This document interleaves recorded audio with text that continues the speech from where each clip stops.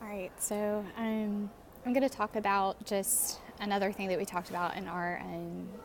February 14th lecture on just the increase in our country becoming more cross-cultural, especially in relationships and in marriage, and the proportion of marriages that are interracial and cross-cultural. And as a school psychologist, I think to parenting practices with children and like how we as counselors as clinicians, and this was kind of touched upon in the lecture, we really need to be adept in working with people of different backgrounds, and just working with people that have different lives than we do, and that is always going to be a part of our work. But I think it's interesting when we are working with maybe two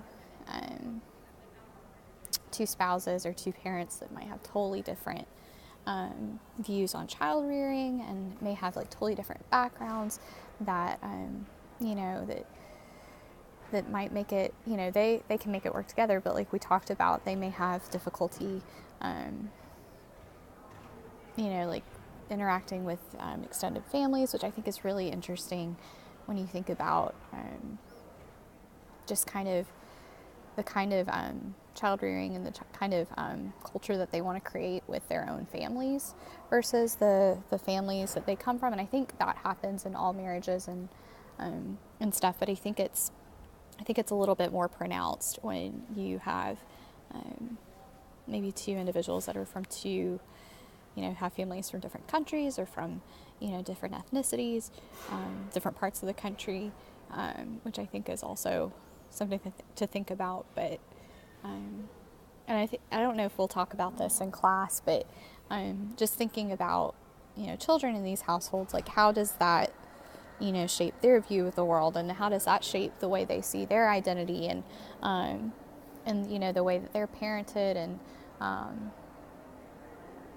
don't know, and just thinking about like working with these children, it doesn't, just because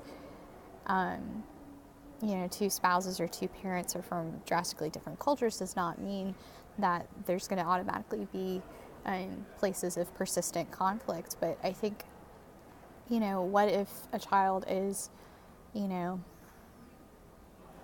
being parented in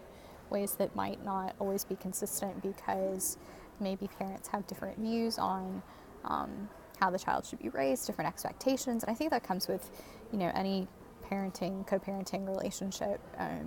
There's going to be a level of discrepancy in expectation.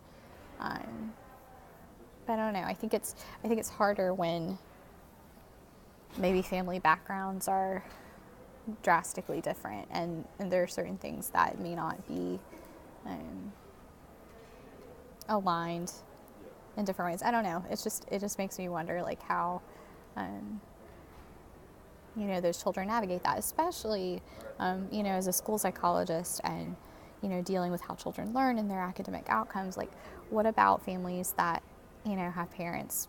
regardless of ethnicity, regardless of where their family might be from or anything like that. I think it's interesting when you might have two parents that have totally different views on education, and what amount of schooling their child should have, or the importance of schooling, how like diligent should they should be with their work, should they be involved in certain extracurricular activities, like is it something that they value to be their child to be busy and have a diverse set of things to do, or is it more valued that they focus on one thing, and do they support their child if they pick maybe like a domain that doesn't align with the typical, like the stereotype, like maybe one parent would support their child, their daughter, if she wanted to go into like a science or math related field, but maybe the other parent doesn't. Like, how does that play out? And maybe we're meeting with these families and trying to accommodate and support the student academically, and how do does it impact their academic outcomes when the parents are maybe not on the same page? And I think that is something, to be honest, that comes up as a school psychologist more often than not. But I think part of being cross-culturally competent is not just being like, okay, there's these differences. It's, it's an awareness of these differences, but it's also like